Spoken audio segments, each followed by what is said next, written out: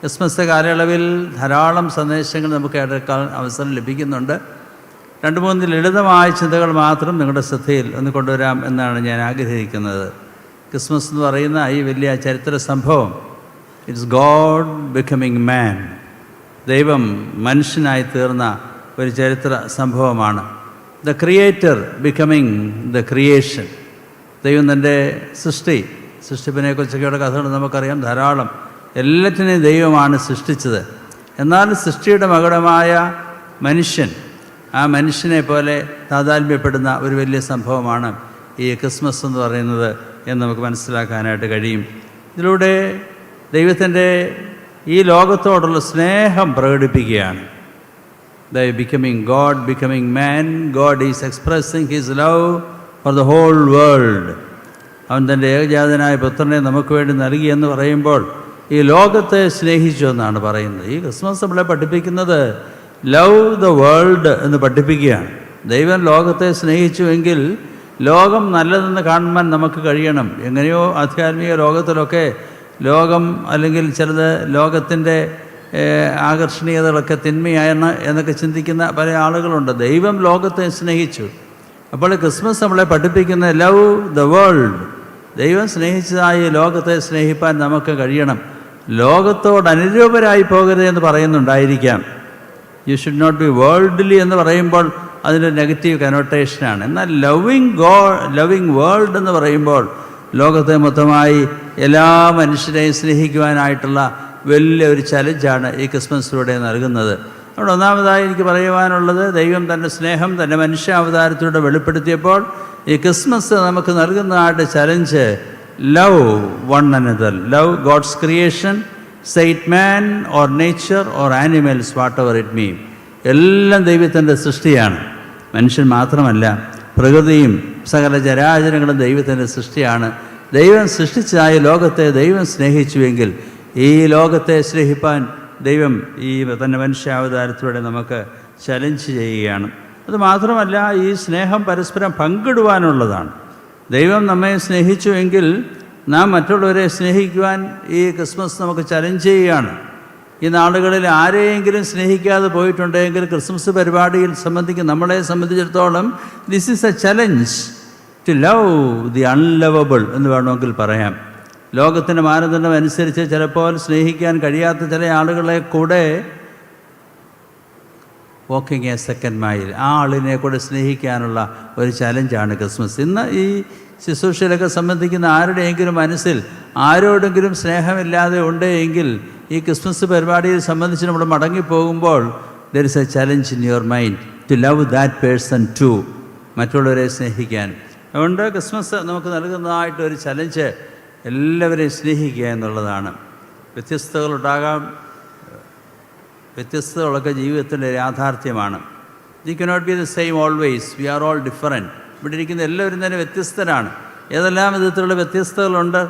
Even in spite of the differences we are challenge to love one another. അതുകൊണ്ട് ഒന്ന്, ഈ ലോകത്തെ സ്നേഹിക്കുവാനും പരസ്പരം സ്നേഹിക്കുവാനും നൽകുന്ന ഒരു വലിയ സന്ദേശമാണ് ക്രിസ്മസിലൂടെ. 2, ക്രിസ്മസിനെ കുറിച്ച് നമ്മൾ സാധാരണ പറയാറുള്ളത് സർവ്വജനത്തിനും ഉണ്ടാവാനുള്ള ഒരു മഹാസന്തോഷം എന്നാണ് പറയുന്നത്. Joy to the whole world എന്നാണ് പറയുന്നത്. ഇതൊരു യാഥാർത്ഥ്യമാണോ? നമ്മളിവിടെ ഇരിക്കുമ്പോൾ നമുക്കൊക്കെ വളരെ സന്തോഷം ഉണ്ടായിരിക്കാം. എന്തുമാത്രം അത് 100% സന്തോഷമെന്ന് അവരവർക്ക് മാത്രമേ അറിയുള്ളൂ. പാട്ടുകളൊക്കെ കേൾക്കുമ്പോൾ വളരെ സന്തോഷം തോന്നിയേക്കാം. ഈ മനോഹരമായിട്ടുള്ള ക്രമീകരണങ്ങളൊക്കെ കാണുമ്പോൾ ഇതിലൊക്കെ സംബന്ധിക്കുമ്പോൾ സന്തോഷം തോന്നിയേക്കാം. എന്നാൽ നമ്മളിൽ തന്നെയൊക്കെ പൂർണ്ണമായി സന്തോഷം അനുഭവിക്കാൻ നമ്മൾക്ക് കഴിയുന്നുണ്ടോ?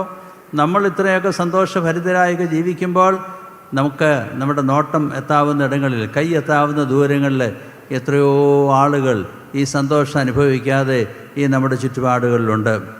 ഈ ക്രിസ്മസിൻ്റെ ആഘോഷം സർവ്വജനത്തിനുള്ള മഹാസന്തോഷമാക്കി തീർക്കുവാനുള്ള ഒരു വലിയ ചലഞ്ച് ഈ ക്രിസ്മസിലൂടെ നമുക്ക് നൽകുകയാണ്.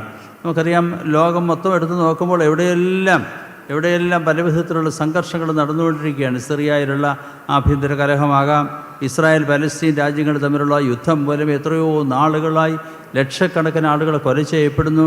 ബോംബ് സ്ഫോടനത്തിലൂടെ എത്രയോ ആളുകൾ പരിക്കേറ്റ് കഴിയുന്നു. എത്രയോ ആളുകൾ സർവ്വതും ഉപേക്ഷിച്ച് പോകേണ്ടി വരുന്നു. റഷ്യ, യുക്രൈൻ, ഇതുവല്ല നമ്മുടെ മനസ്സിൽ ഭാരമെങ്കിലുമുണ്ടോ? ഒരു നേരമെങ്കിലും പ്രാർത്ഥിക്കുമ്പോൾ ഈ ഒരു ലോകസമാധാനത്തിന് വേണ്ടി പ്രാർത്ഥിക്കുവാൻ നമ്മൾ ആഗ്രഹിക്കുന്നുണ്ടോ, താല്പര്യപ്പെടുന്നുണ്ടോ? മറ്റുള്ളവൻ്റെ സന്തോഷം, ദൈവത്തിൻ്റെ മനുഷ്യാവതാരത്തിലൂടെ ദൈവം ആഗ്രഹിച്ചത് എല്ലാവരുടെയും സന്തോഷമാണ്.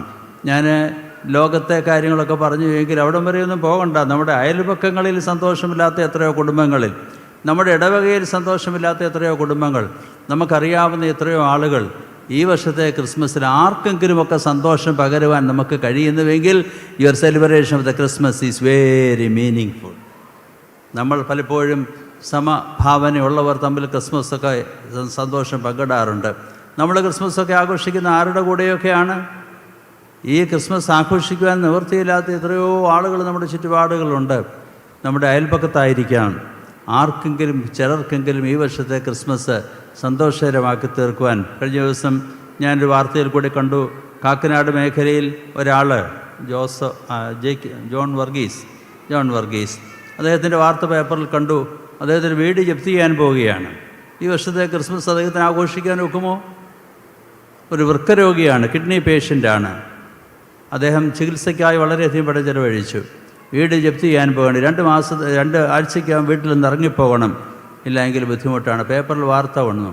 കാക്കനാട് ഇടവേട് പ്രദേശത്തായിരുന്നുകൊണ്ട് അവിടെയുള്ള പ്രിയപ്പെട്ട അച്ഛന്മാരെ വിളിച്ച് ഞാൻ പറഞ്ഞു, പോയി അന്വേഷിക്കണം. അവർ 2 പേരും പോയി അന്വേഷിച്ചു. അച്ഛന്മാർ പോയി അന്വേഷിച്ചു, ഇയാളിനെ കണ്ടെത്തി, മനസ്സിലാക്കി. ഒരു തുക ഇപ്പോൾ അടിയന്തരമായി 3.5 ലക്ഷം രൂപ കൊടുത്താൽ അദ്ദേഹത്തിന് ജപ്തിയിൽ നിന്ന് ഒന്ന് ഒഴിവായി കിട്ടും. ഇനിയും ബാങ്കിൽ കൊടുക്കാനുണ്ട്. ആ ഇടവക താല്പര്യപൂർവ്വം സോളമൻ അച്ഛൻ, ആ ഇടവ വികാരി അച്ഛൻ്റെ നേതൃത്വത്തിൽ ആ ഇടവ ജനങ്ങൾ പണം സമാഹരിച്ച് ആ തുക ബാങ്കിൽ നേരിട്ട് അടച്ചു കൊടുത്തു. ഇത് അങ്ങനെ എത്രയോ ആളുകൾ നമ്മുടെ ചുറ്റുപാട്. വാർത്തയിൽ വരുന്ന ചിലത് മാത്രമേ നമ്മൾ അറിയുന്നുള്ളൂ.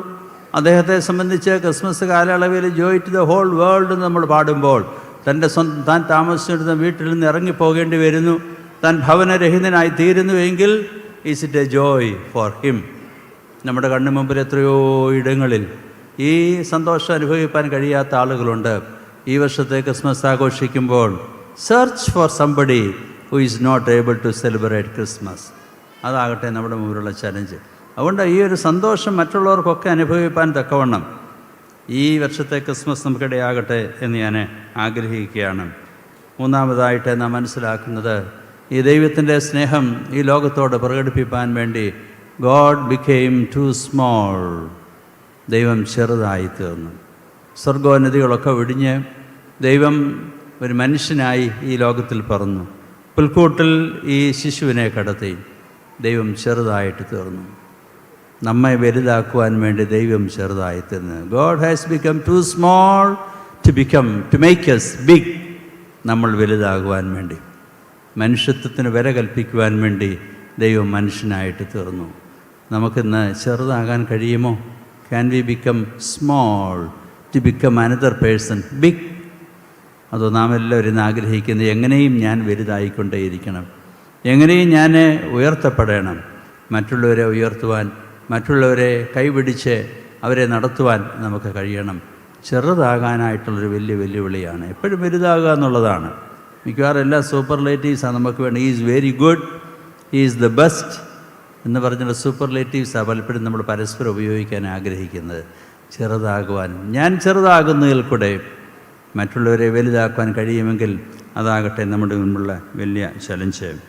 അവസാനമായി, it's is the ordinary becomes the extraordinary. There is a possibility for the ordinary to become extraordinary provided we submit to God. ഈ ക്രിസ്മസ് കാലയളവിൽ എത്രയോ സാധാരണമായതാണ് അസാധാരണമായി തീർന്നത്. ഈവൻ എ മേഞ്ചർ, ഒരു പുൽക്കൂട് പോലും അസാധാരണമായി തീർന്നിരിക്കുകയാണ്. ചരിത്രമുള്ളിടത്തോളം കാലം ഇവിടെയും പേര് കൊടുത്തിരിക്കുന്ന വാക്ക് ടു ദ മേഞ്ചർ. ഒരു പുൽക്കൂട് അസാധാരണമായിട്ട് മാറി. ആട്ടിടയന്മാർ അസാധാരണക്കാരായിട്ട് മാറി. മേരിയും ജോസഫും അസാധാരണക്കാരായി മാറി. എവിടെയെല്ലാം മറ്റുള്ളവർ സാധാരണമായിരുന്നതിനെ അസാധാരണമാക്കി തീർക്കുവാൻ ഈ ദൈവത്തിൻ്റെ മനുഷ്യാവതാരം മുഖാന്തരമായി തീർന്നു. We may think that we are too ordinary. നമ്മളൊക്കെ പലപ്പോഴും ചിന്തിച്ചു പോകാം, ഞങ്ങളൊക്കെ വളരെ സാധാരണക്കാർ എന്ന് ചിന്തിച്ചു പോകാം.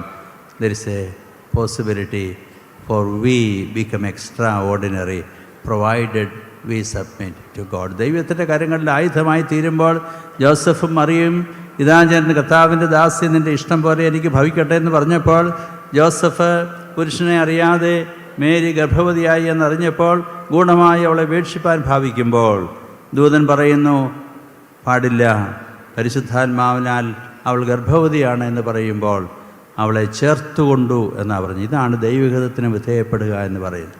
ദൈവഹിതത്തിന് വിധേയപ്പെടുമ്പോൾ we too can become extraordinary. സാധാരണമായതിനെ അസാധാരണമാക്കി തീർത്ത ഈ ചരിത്ര സംഭവം അത് നമുക്കും അവസരമുണ്ടെന്ന് നമ്മളെ ഓർപ്പിക്കുകയാണ്. പ്രൊവൈഡഡ് ഈ ദൈവത്തിൻ്റെ കാര്യങ്ങൾ നമ്മളെ തന്നെ സമർപ്പിക്കുമ്പോൾ. ഈ വർഷത്തെ walk to manger, let it be a challenge to be like manger. ഒരു മേഞ്ചറായിത്തീരാനുള്ള ചലഞ്ചായിത്തീരട്ടെ. എന്താ അതിൻ്റെ പ്രത്യേകത? Readiness to accept Jesus, who is our saviour, who is our Emmanuel. ഈ വർഷത്തെ manger, walk to the manger എന്ന ഈ പരിപാടി ഒരു മേഞ്ചർ ആയി തീരുവാൻ ദൈവം നമുക്കിടയാകട്ടെ. എന്താ മേഞ്ചറിൻ്റെ പ്രത്യേകത? Readiness to accept, to receive baby Jesus, who is our saviour and who is Emmanuel with us. എല്ലാ ആശംസകളും നേരുന്നു. ദൈവം നമ്മെ അനുഗ്രഹിക്കട്ടെ. Thank U.